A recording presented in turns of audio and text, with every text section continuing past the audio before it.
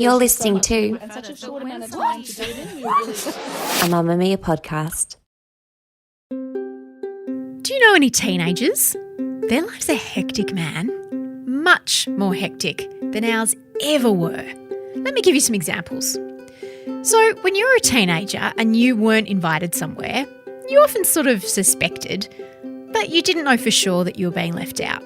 Now, there's a feature on Snapchat called Snap Maps. So, as you sit at home alone in your bedroom on the weekend, you can see all of your friends all in the same place, all congregating with their little dots at someone's house. And then you can watch everyone posting photos on social of all the fun that they're having without you. Teenagers get sent or send unsolicited dick pics all the time. Girls record TikToks while they're in hospital with feeding tubes to treat their eating disorders. Sometimes the kid at the next desk at school will be vaping during class.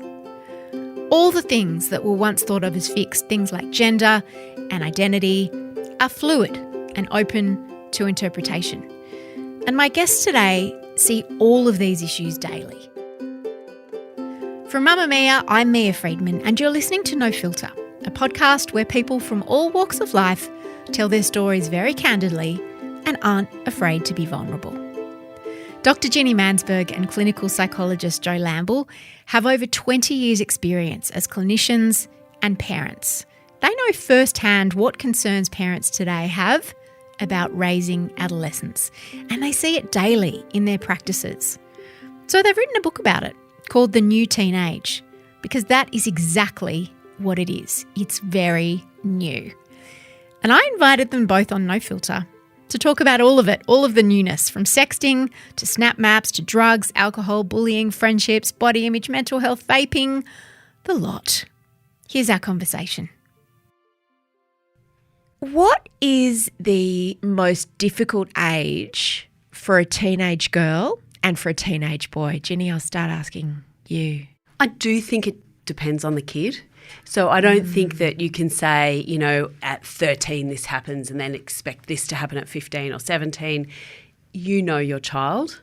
And People say year 9 for girls. I reckon year 9, which was the horror year when we were at school, has now just transmogrified into like year 7 girls. And I think so many of my patients are having the kind of dramas in year 7 that I didn't encounter anything like that until year 9. So I'm finding year 7 and 8 is awful.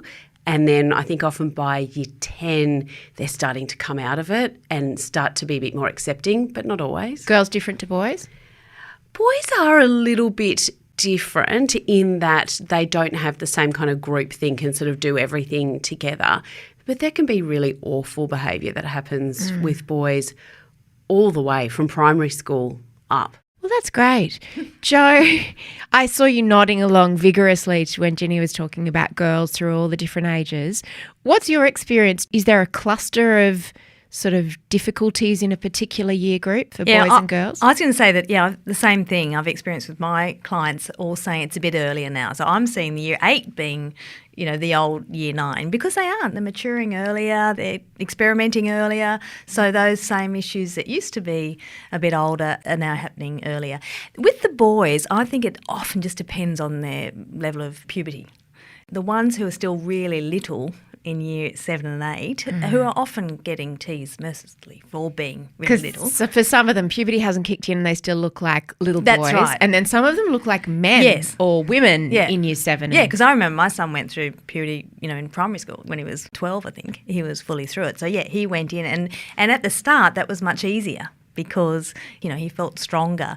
But then again, I think it was confusing for him because, yes, there was such a wide range of development that makes it really hard. So, I don't think you can point one particular year group, but, definitely down to individual kid. Can I tell you my theory and you can tell me why it's wrong?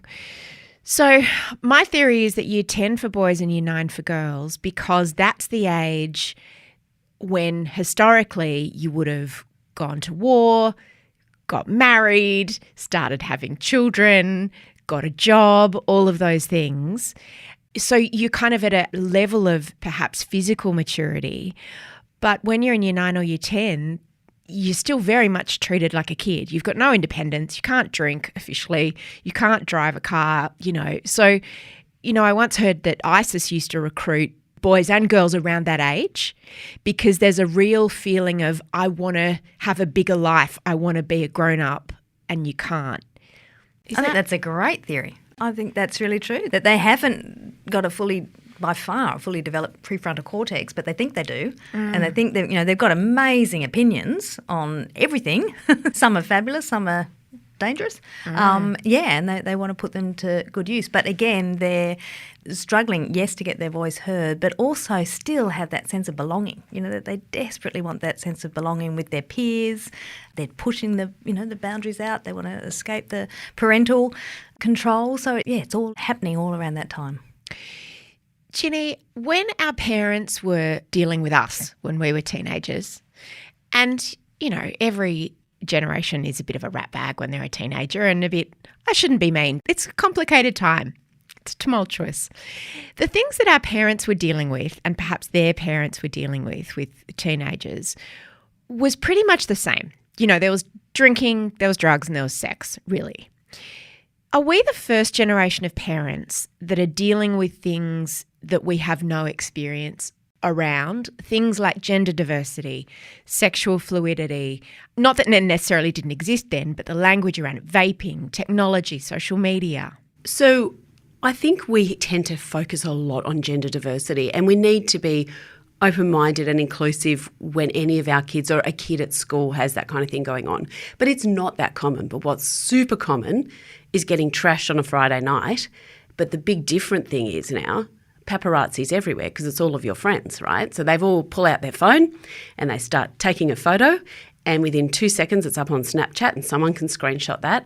And now all of the mortifying, terrible mistakes that are part of the journey of moving from childhood to adulthood. We all do it. We all have, as Jo said, a poorly developed prefrontal cortex at that age, which means our executive function, our decision-making tools are imperfect at best. And yet we need to make those mistakes. But now the consequences. They're on display for people we know and people we don't know, and people we don't know are commenting on them. And this is absolutely humiliating for our children in a way that oh my goodness, if anyone had taken a photo of me trashed on a Friday night back in 1986, I would die. But, I think Jo was saying that humiliation is awful for these kids. Oh, it's life-threatening. A single act of humiliation can be a very common trigger for suicide.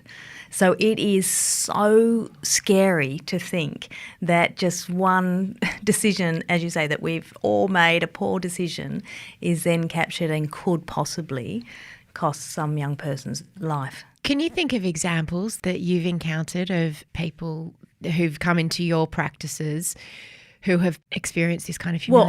Well, I don't see adolescents themselves. I see the parents, which is why we wanted to write the book. Oh, my gosh, Mia, had parents whose daughter's been filmed masturbating or being filmed having sex and it is everywhere. And she can no longer go to school. She can no longer go outside the home. It's not safe inside the home because it's everywhere. So she has to get off all social media. She has to just bunker down, hopefully with supportive family, and try and wait it out until the next poor child, the next teenager is taking the limelight because their humiliating experience has been exploited and shared. It is devastating. And these poor parents, who are feeling for their team, but they're also devastated. They're full of guilt. What did we do wrong? How did this happen? They're also angry at the people who've filmed it and shared it, but they're also angry with their child, but they can't be angry with their child because their child's a mess. It is so complicated, so intense, so scary. And Jo, you said, they've got to get off social media. I've heard a lot of parents say this as though it's a solution for things, and it's just not. It's kind of like saying to us, you can't drive, see your friends, use the phone. Yeah, that's not the answer. That's just the answer when there's something circulating about them. But many parents do seem to think, I'm going to take your phone away. Oh my gosh, that is the go-to, isn't it? That's the panacea. You just, don't worry, we'll just get your phone, confiscate that for a week And yeah, that's exactly right. That's just cutting them off from their entire world. And it is certainly not the answer. So, Ginny, it's like a misplaced way that parents think, I'm going to protect you, I'm going to take your phone away if you're being bullied but that's, from what I understand, why kids are less likely to confide in their parents, because they're terrified their parents will misunderstand and just think the answer is taking the phone away. There is so much to unpack in what you just said. So the first thing Let's is, do it. I don't think parents know what else to do. That's something that's in their control, and they want to retain the control because they still see this 16-year-old as their child, and they forget you're not the CEO of your child anymore. You're transitioning off the executive team onto the board. So now you're not going to be in charge of every single thing that your child does anymore. You're not the treasurer, the cleaner, the grand executive of everything. You now need to now give them some power, but they don't know what else to do. So we partly wrote a book to say, okay, here's a lot of other things that you can do. And then the other thing is that the parents they just adore their kids and they want everything to be okay for them, but by stopping the kids from making mistakes, they're almost disempowering the children and not helping them develop the skills that they're going to need to be competent adults, which by the time they're 18, what are you going to do? What are you going to go talk to their boss? If they're sick, are you going to go talk to their boss and yell at their boss because they were rude to your child? It does happen. Yes, it does. It does happen. We have parents calling our HR department, and I've Wow. spoken to other people who also have parents calling to discuss their child's employment. Academics at university are telling me that they've got parents ringing up saying, my 22-year-old's essay, I want to understand that mark. It's incredible. And the academics are being told by the powers that be, well, you better answer that parent because we can't lose that student, so better remark that paper and just see if it's okay. Jo, what's that about? I can see it and criticise it from afar, like the helicopter parenting, but I also know that I am of the generation who is that a little bit. What's that about? Well, I think it's, as Ginny was saying, it comes out of, so many things come out of fear. So many things come out of fear. You just want the best for your child. And no matter how old we are, we're still our parents' child. So I think it comes out of fear, but as Ginny was saying, that we're not transitioning. We're not allowing them to say, hey. To grow up. Yeah, grow up. You make your mistakes. I'll be here. I'm still going to be here to catch you. I'll still be your rock, but I'm not going to try and cotton wool you, protect you from making those mistakes because you won't thank me later. I once heard that every generation of parents gets a memo when they leave the hospital with the baby, and our parents sort of got the one that, like, yeah, you've got a baby, good luck, it'll be fine, it'll make some mistakes, whatever. But then the memo that we got was make sure that nothing bad ever happens to this child, physically, emotionally, spiritually, make sure they never have any negative emotion, that their self-esteem always remains high and they have no negativity in their life. And that's an impossible job. It's absolutely. One that never ends. And ironically, by us trying to be the ones who make sure that they never slip and fall, we stop them from learning the amazing experiences of picking yourself up and recovering. So I have a patient who took her top off and took a photo for a boy, and her parents were devastated because they saw that as a real moral failing on her part. For them, they just felt that their daughter should probably not take her top off until she gets married, right? And so they really were devastated. So she got a 6-month suspension from the phone as a consequence of her bad behaviour for taking her top off. But this kid was... How old was she? 13. Yeah, so probably not your best decision. She probably wasn't thinking straight. But the consequences of taking your top off, and even if it does circulate amongst 100 local boys, there are worse things that could happen to this girl. And there were great learnings in there for her had she had access to her phone and actually personally learnt that taking your top off for someone that you trust and love but who's also 13 might not be your best bet. And how could you have maybe decided at a later date to do that sort of thing, instead of taking that photo and sending it around, maybe you could have talked to him for a little bit longer and found out what kind of boy he is. And there are great learnings in there that she didn't have an opportunity to learn. Let's talk about sexting for a moment, because this is something that's new. Our generation didn't have to deal with it. And I really found it confusing. I was quite judgy about it until I watched that SBS show, The Hunting, which was a drama, but it talked about this. And what it helped me understand was that girls find it, and boys, but very much girls particularly, find it a safe way to experiment with their sexuality because no one's touching them. They're in the privacy of their own room, usually. They can control the angles and the image. They think they can decide who they send it to. Is that what adults are kind of missing about understanding why teenagers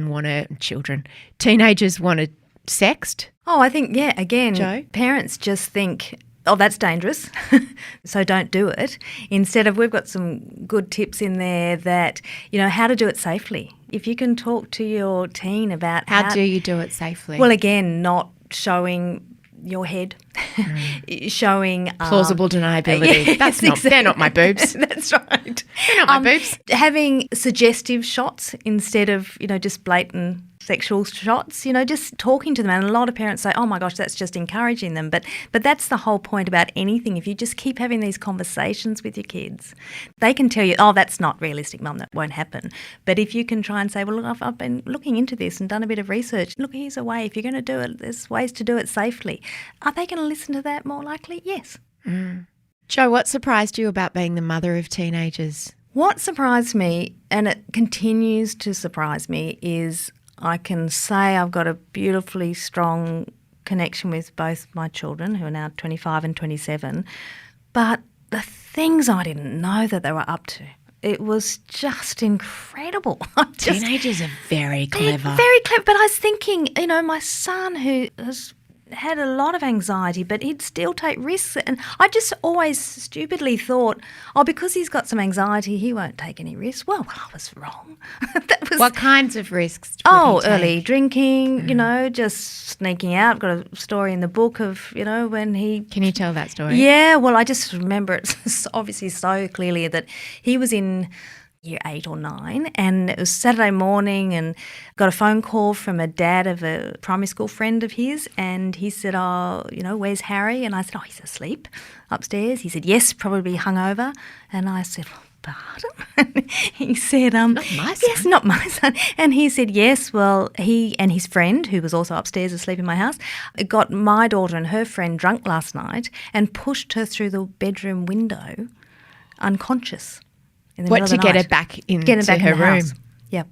So I went, right. And he said, no, I'm going straight to the police and I'm going straight to the school. And so I said, yes, you do whatever you need to do, of course. My gosh. Firstly, is your daughter, how is she? And he said, oh, she's conscious now. And so he'd gone to wake his daughter for water polo and couldn't rouse her. That's how bad it was. So I said, yes, please call the police, call the school, whatever you need to do. But can we get together with all the parents and all the kids? Let's come over to my house. Let's talk about this. He didn't come and his partner didn't come and their daughter, but the other 3 parents and the kids all got together and, just talked to them. And this had been going on. This was about the 5th time. And they'd been stealing, a bottle of something from some parent's home. And this night, the girls had drunk nearly half a bottle, 3/4 bottle of vodka on the way. So by the time they got there. But what was so frightening, this is what blew my mind, is no matter how many times I'd said to him, even if you're in the wrong place, doing the wrong thing at the wrong time, still call us. They were 700 metres away from the house. They did not call us. They did not call an ambulance. They carried a girl home and pushed her through a bedroom window. It's extraordinary. So the what ifs, the guilt on my part, that did take me a long time, but it was a wake-up call. Okay. I just remember him saying, I'm so glad we got caught. I've been so scared. It's been getting, worse and worse. So, yeah, and since then I've heard so many stories, this rite of passage to sneak out in the middle of the night. The funniest thing, I thought, was we sat there and we said, what about sex? Are we having sex in the park? And they looked at us and went, we're 14. Right, okay to be drinking at 3 a.m, but not sex, you. Not sex. Are you crazy? Ginny, what about you? Have you had some rude shocks with your teens over the years? I have to pick the best one, really. Just so many. Dave, my son, he's a lawyer in New York, and I hope his bosses are not listening because he's a very, very smart guy, but not so smart when he was 15. So I dropped him off at a friend's house for a party, and he always comes in just to say good night, and I'm half asleep. But the next morning I sat up and I thought, I don't think he came in to say good night. And I ran downstairs and he wasn't in his room. So I ran to the front door and he was sitting on the front porch and he had his jeans on. He had no shoes, no socks, no shirt, no watch, no phone, no key. And up and down his arms were these sort of whiteboard marker lines. And apparently that's one per shot that you had. Oh, wow. Any rate, it was all over his arms. And he said, "Oh, Mum, there are people who had much more than me. Like, what's your problem?" And all I can think of is good move sitting up. That was excellent. Like, if you're going to vomit, don't vomit lying on your back because it's not good. But he could have died. Like, he could have died of alcohol poisoning. He didn't know how he got home. You can pick fights with the wrong people when you're that drunk. Not smart. And of course, he was too hungover to go to soccer, so he let down his team, and that was like not good on the team front. Couldn't do any homework. That was it. Like, he had to wear the consequences of that. And he kept feeling sick and going, "Oh, I want some toast." I'm like, "Yeah, well, good luck." It's interesting because my son, I remember the first time I saw him drunk when I think he was a teenager. I can't quite remember. He was never completely wasted, like blackout drunk, but I remember talking to a girlfriend who has daughters, and like I was kind of laughing about it because it was kind of a funny story, and she was quite horrified. And I remember thinking, very different, your concerns about a teenage boy being drunk, different kinds of risks, different kind of issues that could happen, but the fear of having a daughter that's blackout drunk. How do parents talk to their teenage daughters about getting wasted without it turning into slut shaming or victim blaming? I often think the best way is to talk to them about their friends. So if you can teach them and say, "Listen, when you go out tonight, honey, can you just keep an eye on all your friends?" Because all these messages you're telling them to help their friends are also going in for themselves. So if you say, "Can you watch out if you think one of your friends is just drinking too much, or if you see your friend in the corner with somebody and you think, oh, I don't think they'd want to be with that person, can you just go and rip them out of there? Can you just say you'll thank me tomorrow?" Just be a responsible bystander, be a wonderful friend. And that always was such a strong message. I remember so many calls, particularly from my daughter, who'd say, the party's been shut down or it's about to be, can you come and pick me up? Oh, and by the way, so-and-so's not in a good state, so can we take her home too?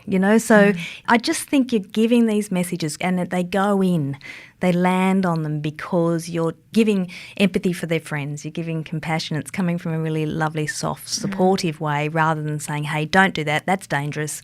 And, Consent is a two-person situation, and I always was very deliberate to talk to my son about consent.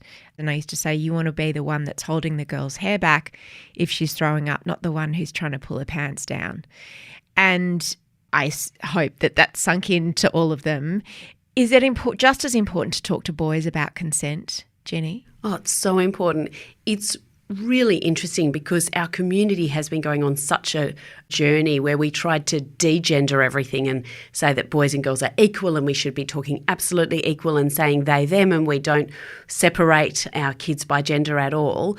And yet as parents, and particularly when Chanel Contos came out and started talking about the very gendered nature of consent and the very different consequences for consent not done well for both boys and girls, we've almost got whiplash because we're just going back to all talking about consent. But yes, I think there are some messages that are very similar. So a person has autonomy to their own body, you be respectful to the person, you listen to what anybody wants to do, whether it's they want to drink, they want to smoke, they want to protect their own body. So I think that's ungendered. But there's some unconscious stuff that we can say to our sons, not meaning to, but that can accidentally give them the impression that women who dress or act in a particular way have different things coming to them or are wanting different things. Can you give me an example? So I had a patient in my surgery yesterday and they're choosing a high school for their Year 6 daughter. And she said, well, she's not going to this school. Have you seen the way the girls dress? I don't want her being one of those girls. her son who's sitting in the room is subconsciously going to get a message that because the girls' school uniforms are short, that those girls have a different moral set of values and therefore are entitled to different levels of consent than girls who wear a long school uniform. Now that is, I think we've moved on from there, and I think that if the girls want to wear a short uniform, that has absolutely nothing to do with her intelligence, her ethics, her morals, or her right to determination around her own body. And we've got to be really careful that we're not mixing up our own slightly old school values when we talk about people and what they wear or the way they behave. And similarly, if they don't make a great decision about getting drunk, we have to view that with empathy and compassion rather than that she's asking for something. That's awful. And as all of us in this, who are talking today, our parents, if our kids, and they all have, got drunk, if anybody saw that as a sign that their morals were anything less than impeccable, we would all be appalled. And for every parent listening to us, being drunk shouldn't change your values or doesn't your morals. change anything. It doesn't change the person. This is still a human being under that skirt. And it's not fair to treat them in any other way. So we've got to be really careful how subliminally we talk about other kids' behaviours. But I think what Jo was saying about these friendships are very intense at this age. They see these girls, their girlfriends, as their family. Even the boys do. They have these very intense friendships. We can use that to help build their empathy around what happens to their friends. Yeah. Jo, I wanted to ask you something else about consent. The way it's been framed particularly over the last year, and we've seen some terrible situations and we've seen hopefully some real progress in understanding what consent is. It's still so often framed as sex is something that a boy takes from a girl and that she surrenders unwillingly. What about the idea of girls wanting to explore their sexuality and that being a really positive thing? I remember speaking to friends, again with daughters, and they'd been in long-term relationships, and I would ask about their boyfriends and if their boyfriends would be allowed to sleep over, and they'd be, oh, no, they're not having sex. Like, that's not allowed. And I'd be like, but why? She's 16. Wouldn't you want her to experience sex in a long-term, loving relationship, not in the park with a... Is there still that idea of parents, and I see it not just among fathers but among mothers as well, as owning their daughter's sexuality? Oh, definitely. And I think it's part of the conversation you want to have. Again, I think it comes from a point of fear. So it's protecting you. You don't want her to be abused in any way or assaulted and not giving consent. But there's not enough talk about the joy of sex and how enjoyment. And that's what we're talking about. When you're having these discussions with your girls, you want to say how fabulous it is and celebrate it and advertise it rather than just coming from a fear point of view. And the other thing I always think is so important when you talk to girls, boys as well, but while we're talking about boys, is to explain the intensity that comes with sex. Because I think often when they're in this relationship with a boy or girl and then it develops sexually, they're unprepared with what follows. Suddenly they think that, wow, this is my person. This is forever. The jealousy increases, the insecurity can increase. So, you want to say, let's on a physical level, let's, talk about it and say the enjoyment of sex, but let's also just discuss the intensity. And the other thing I always say, and I used to say it to my daughter and her friends is, and boys, once you have sex, it doesn't mean that every relationship after that will be sexual. These are the things that I wasn't told, and we can tell our kids now because they feel like they've crossed that threshold. And so you mean because you had sex with this person doesn't mean you have to go all the way with the next person? That's right. But often they assume that you do. That's so true. Oh, and I remember feeling that. Same. I remember with the second person I had sex with, sort of convincing him. You've broken the seal. Yeah, it's broken the seal. What do you mean you're not? And, it was, and it works if you talk. Again, all these conversations really help because I remember, again, plenty of times my daughter said, oh, I'm seeing so-and-so. It's not sexual. No, it never will be. But, we're going out, we're hanging out. And, because, again, she was making that decision all the time. But I think we assume that they know this stuff. But if you think back, we didn't know it. Why would they know it? I'm Mia Friedman and you're listening to No Filter with Dr. Ginni Mansberg and Jo Lamble. Being a teenager, everything seems very absolute, very black and white. I think with perspective and age comes the perspective of knowing that some things are a phase, some things aren't. But there's a real desire, I don't know if this is a new thing with teenagers or it's always been that way, of wanting to label. From what I understand, it's about joining a tribe. Like, I'm bisexual, I'm pansexual, there's another type of sexual that means you only want to have sex with people that you feel an emotional connection with. All these different types and all these different forms of gender, to a parent it can be quite overwhelming and seem, well, why do you have to put a label on it? Can't you just kiss the girl or be with the boy or whatever? What's the best way to approach that? And why do teenagers so desperately want to brand themselves as something? So I guess we all want to fit in, right? But teenagers particularly want to fit in because that pull towards belonging to a tribe and their opinions of their peers are far more important to them. And we know that from lots of studies, is that they will behave very differently when a peer is watching them than an adult will. Often they'll be like driving simulating tests, for example, and teenagers will take far more risks if a peer is in the simulator car with them, whereas adults just kind of get on with the driving task at hand. They don't care who's sitting next to them. So that's a biological thing. And in a way, if they're going to leave their family unit to forge a new family unit, then the protection of the tribe is really helpful to help them do that. And that's a natural phase around that. And that's the biological explanation. And at the end of the day, if we don't listen to them from their perspective, then why will they ever come to us and talk to us? So in my surgery, I probably hear once a week, oh, I've told her, she can tell me anything. But when she's telling you anything, are you listening or are you on your phone? Are you listening to her or are you interrupting her and telling her stories from your youth that they really, frankly, don't care about? So tempting. I do that all the time. Oh, no, we all do. I know. And they really don't care. They really don't think anything. It's not relevant. It's not. You are irrelevant. The fact that you want to empathise with them and say, hey, I went through this as well, don't care. They're the first ones. They're incredibly self-centred teenagers. That's okay. You can just keep your cards to your chest. It's quite nice. But I think we really want to listen with empathy. So if they're going to tell you something really important and you don't understand it, phones down, everybody, go for a walk, go for a drive. Right, I really want to understand this. And then ask the questions. And driving is great because they don't have to make contact and also they can't escape. Yeah. Unless they jump out of a moving car, which my son has threatened to do on a number of occasions. My son said to me one time, I was driving him to school, I think, and I talked the whole way to him, at him. Yeah. And when he got out, he went, well, you don't get that on the train.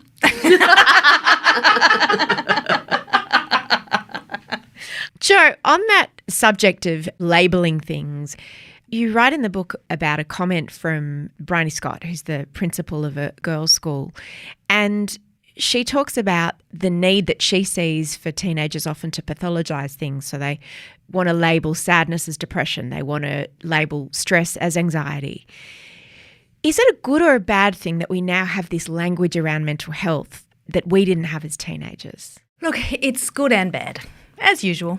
I mean, the good news is that they are talking about mental health. They are often able to see in themselves or their friends, I'm worried, I think she's depressed, he's anxious. That's great because labels to me have always been important if they help determine what to do about it. So if there is a treatment needed, a diagnosis can help. But if there's something to do with gender or sexual diversity, there's no treatment needed, so I don't see what the label's there for. I think there's a real point of difference of whether a label's important. But I think Bryony Scott made a really good point that if kids are saying to themselves or to each other, I'm so depressed, and you think, well, hold on, are you depressed? Because depression is a very serious condition that has a lot of criteria to meet that. So if you're just feeling a bit flat or if you're really tearful or you're feeling really moody at the moment, that's not depression. And you don't need to panic and you don't need to rush off and parents don't need to rush off. And so many times, I mean, again, I'm only seeing the parents, but they come in and say, oh, I need for my teen to see someone. I think they're depressed. And you say, well, hold on, what's going on? And I said, I don't think they sound depressed. doesn't sound like depression. I wouldn't rush them off right now. Why don't you just have this sort of chat to them, maybe start with the GP. It's always good to, tap into the GP first, and the GP is great at diagnosing depression. But most of the time, just talk to them about how they're feeling, gently encourage a bit of exercise, some more sleep, a bit of sunlight, just some gentle things. Don't rush to a diagnosis. Don't rush to a diagnosis. Don't rush to treatment. Just watch them. As we always say, if the condition persists, see your doctor. Ginni, you're the doctor that people see when the condition persists. What are you seeing in practice? So we know from a recent Cochrane review, which is like the biggest sort of medical review, that 25% of teenagers will be diagnosed with an anxiety or a depressive disorder during that adolescent phase. And that is just a staggering number. As I'm absorbing that number, I am reflecting on the fact that this year alone, I have had an enormous number of young adults, let's say between the ages of 17 to 23, who have presented requesting a mental health care plan. And when you do a screening tool, so you need to run these tests to see whether they qualify. So you'll do something like a DAS-21, which is this test. Anybody can go do it online, and it tells you, and it's an inexact science because it can vary from day to day. But at a point in time, it gives you some diagnosis of mild, moderate, severe on everything. And they're coming out as completely normal, not even mild, on anxiety, stress and depression. And you're like, what made you think that you need a mental health care plan? Oh, because all my friends are seeing a therapist. It's great that they're talking about mental health. It's fantastic that they're, doing mental health check-ins with each other and with themselves. It's great. But it's not helping them do more exercise and eat a healthier diet. They're still doing kind of batshit crazy diets that are like insane and like borderline eating disorders. They're not, getting enough sleep, but they're requesting a trip to a psychologist that probably they don't need. Like if bad stuff happens, you'll feel sad and you'll cry. If scary stuff happens, you'll feel scared.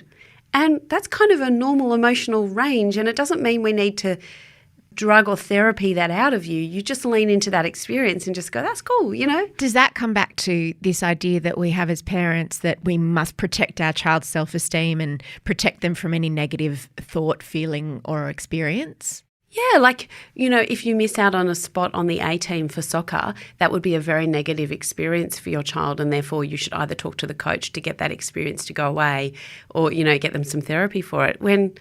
How many A teams are there in a soccer club? You've got A to J or A to K. You can't have everybody on the A team. And Professor Hickey, who I interviewed for the book, he had some just fabulous things about saying that parents feel responsible for everything their child's going through.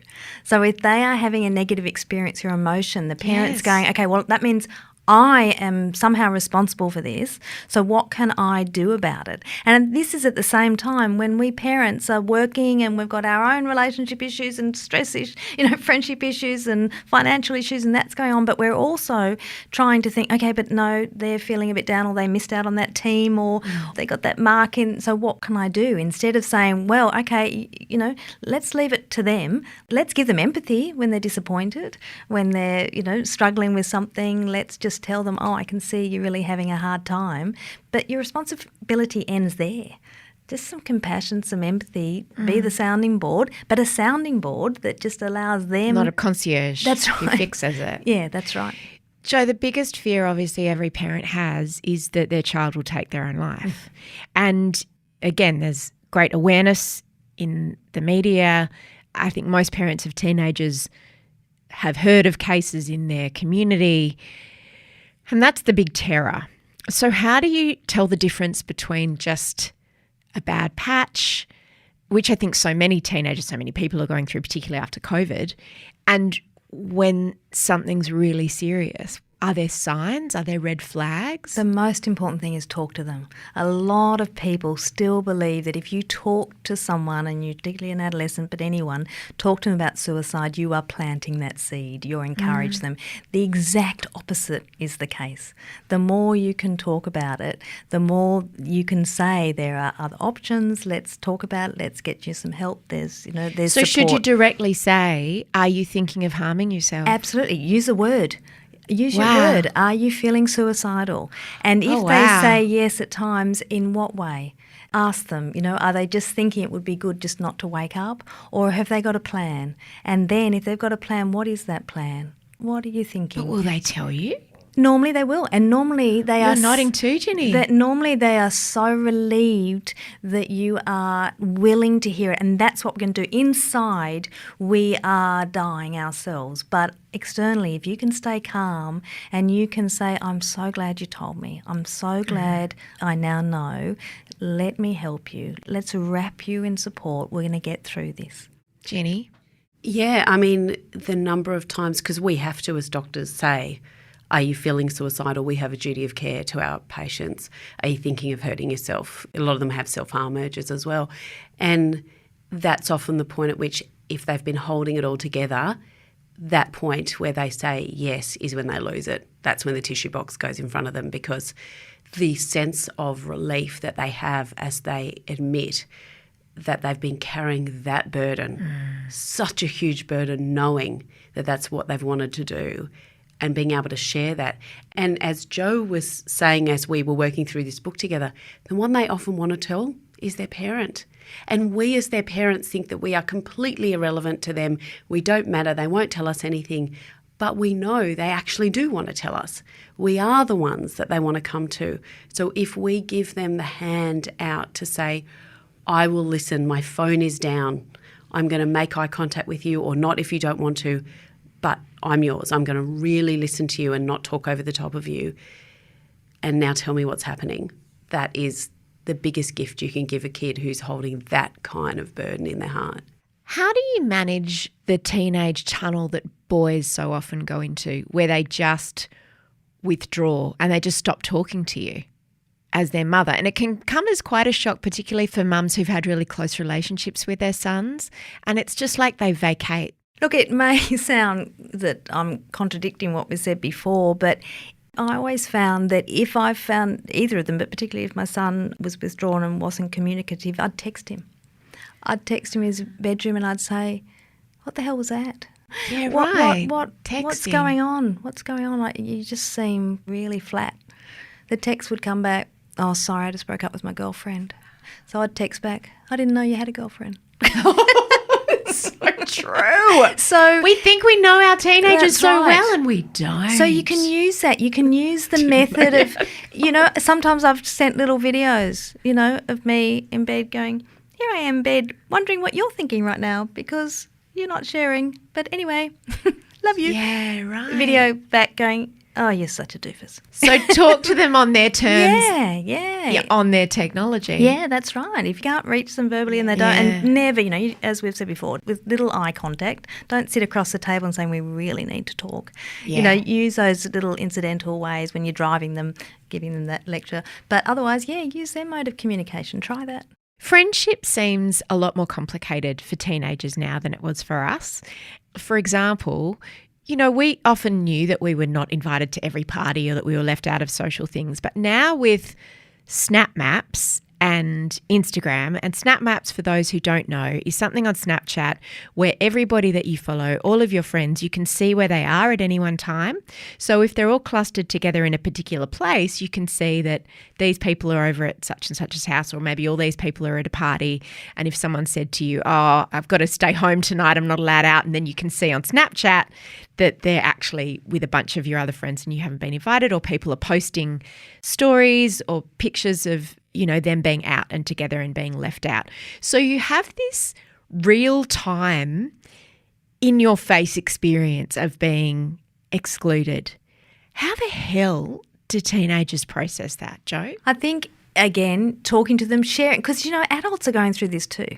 I hear so many adults saying to me how disappointed they are in a friend they weren't invited to this dinner, this party, this trip, So I think that's one way. I know we've said that the kids don't want to hear about when we were teenagers, but they can cope with when saying, yeah, look, that's really, FOMO is huge. But it's not even fear of missing out. It's actually just It's just that you're actually missing out. It's like proof of missing out. It is. FOMO. So Oh, you've made a new one. I've made a new one. So again, I think it's normalising the reaction. That's all you can do. You don't want to solve it. You've just got to keep saying it. It's like, I know we sound like broken records, but the empathy piece is everything. It's like a sprinkle of fairy dust over everything. If you can say, oh my God, that sucks, you must be devastated. And no doubt your thoughts are going in all sorts of ways of trying to make sense of it and what that means about you and what's wrong with you. And I get it, and that's up, normal. isn't it? It's messed up. If you can let them know that one person or two people or 8 people who just unconditionally love them and just telling them that how they feel right now is so understandable, rather than trying to say, look, don't worry about that, think about someone, it's not you, it's them, they're just mean, they're jealous of you. Validating how they feel. Just validate, just validate it. Just remove the pain. Don't try and think, okay, how can I just not let them hurt, because they are hurting and of course they are, and you just want to And don't take away their phone. Yeah, that's not the don't answer. Don't take away their phone. Ginny, I want to do some quick things to tick off. Vaping. I don't really even understand what it is. How common is it among teens? Is it the new smoking? It is the new smoking, probably a bit more than the new smoking, and we don't have up-to-date stats. So what we need anecdotally is to hear from teachers, and what they're telling us is these kids are vaping in the classroom. Yeah. How excellent is that? So what is going on with that? What is vaping?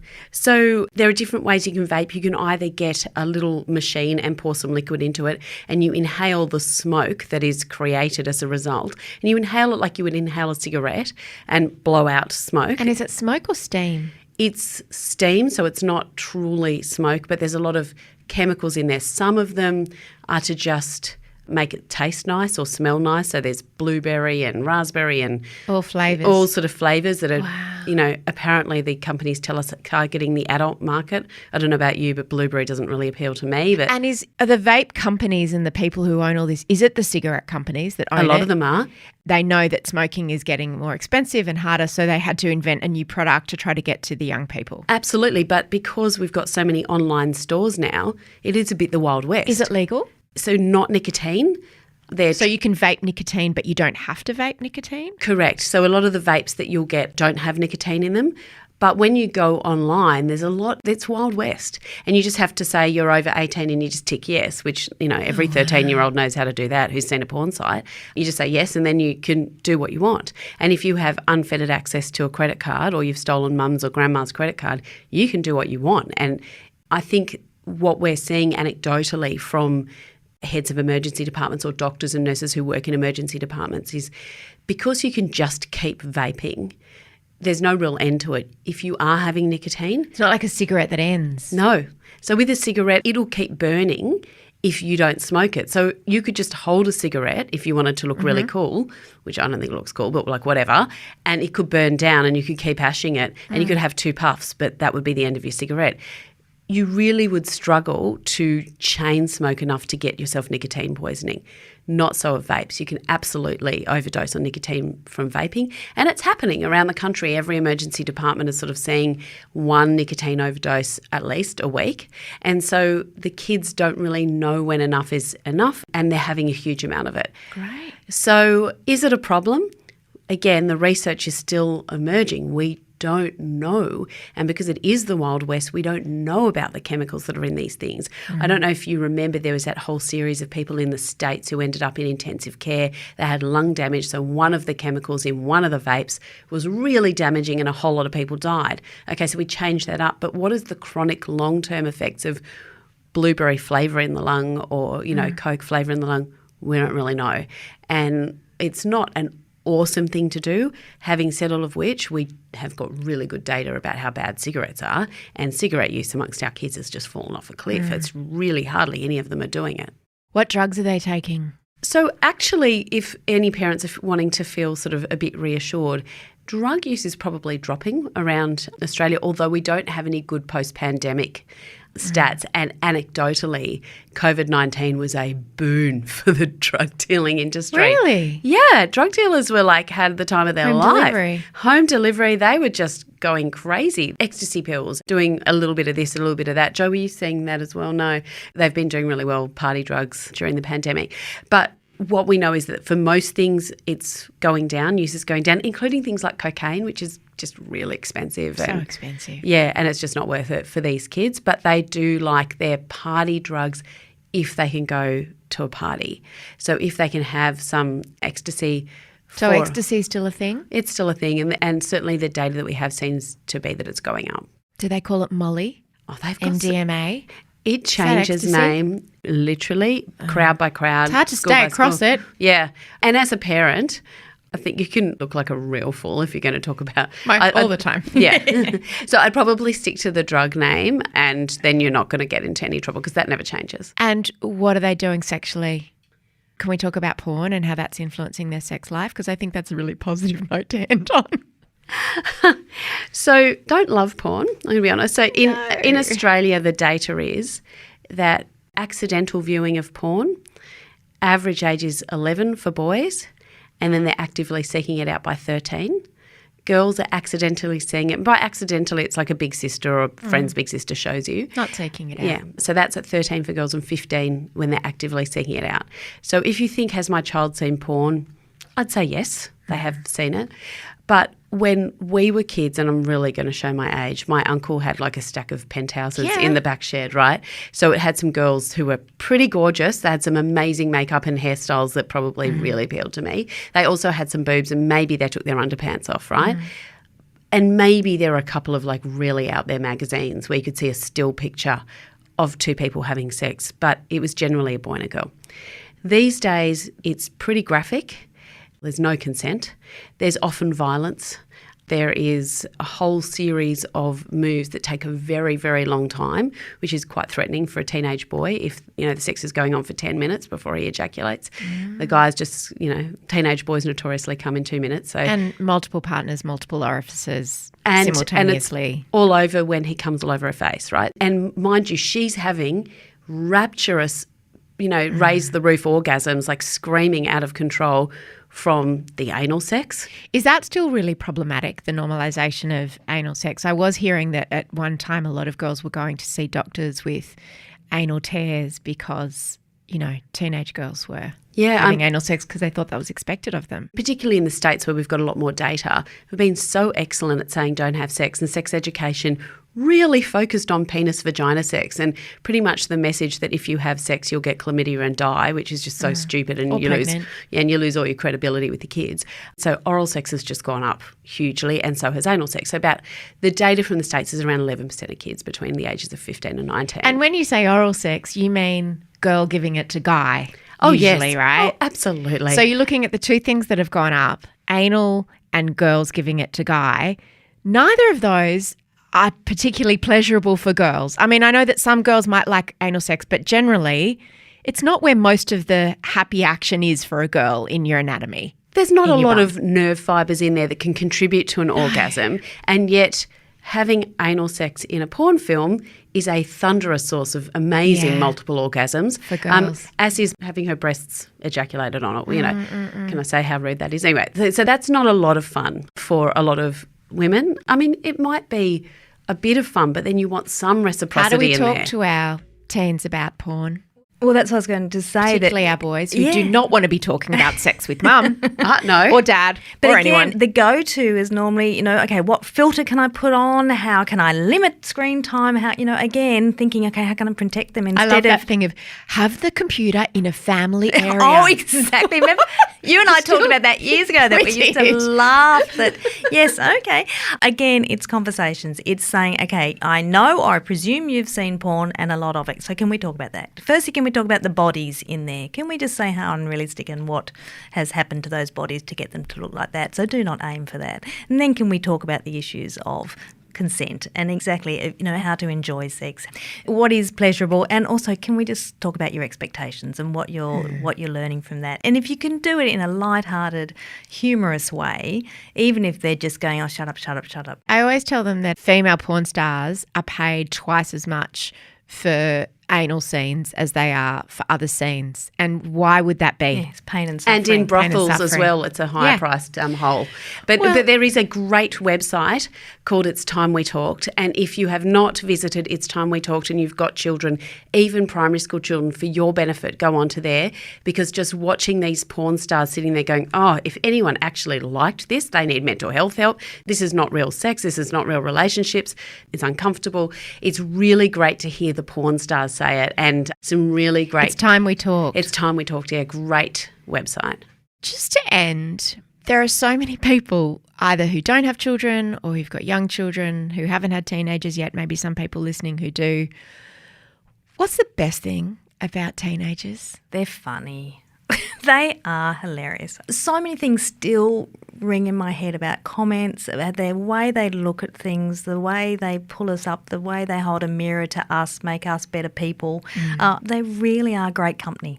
And incidentally, which is often the best thing you can say to your teen, gosh, you're great company. That just means the world. Instead of saying, gosh, you're intelligent, gosh, you're beautiful, gosh, just tell them. You're great company. You're great company. Gosh, I love hanging out with you. If you say that, you just watch that sink in and fill them. Oh, I like that. Ginny, what's the best thing about teens? They have so much earnest desire to do good. So whether it's for the environment, for refugees, sometimes they don't understand some of the nuances of what they're talking about because they have quite fixed ideas, but they also really care about each other. They're kind, they're compassionate, and if we can harness all of that goodness, because most of them are, then we can give them a great safety net to make as many mistakes as they need to make on their journey to take up that baton as the competent adults they're going to be. Well, I bet you know more things now about being a teenager than you did at the start of this podcast. As the parent of a teenager and a tweenager, I loved talking to Ginny and Jo, both as experts and also just as parents, because I find that when you're a parent, the only information you sort of have a capacity to process is the information about the stage that your kid's in at that moment. So every new stage that they get to can come as a real shock because you kind of weren't listening to anyone who was talking about it before. So if you are coming into or indeed in already the new teenage, the new teenage book is absolutely fabulous. It's in any good bookstore, or you can follow the link in our show notes. And if you are after more parenting advice, we have 2 parenting podcasts. They're both called This Glorious Mess. One's called Big Kids, and it's hosted by Holly Wainwright and Andrew Daddo, that drops on a Friday. And we also have This Glorious Mess Little Kids with Lee Campbell and Tegan Natoli, who have much littler kids, and that drops on a Monday. The link to those shows are in our show notes as well. The assistant producer of No Filter is Lucy Neville, and the executive producer is Eliza Ratliff. I'm Mia Friedman, and I'll see you on the Mamamia app, which you can download in the App Store.